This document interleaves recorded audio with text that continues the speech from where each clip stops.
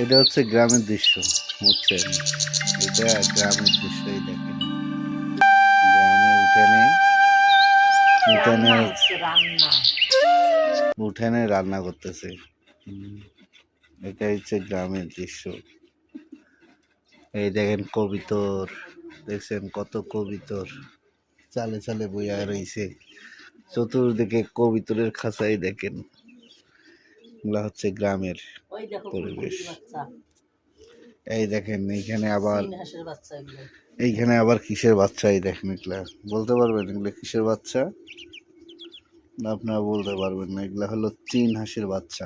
মানে গ্রামের সৌন্দর্যই আসলে প্রকাশ করা যায় না। গরু ছাগল হাঁস মুরগি দেখেন কবিতর চালে চালে বসে আছে। গ্রামের সৌন্দর্য কতটাই যে ভালো লাগে, বুঝছেন? আমরা তো সবসময় শহরে পড়ে থাকি।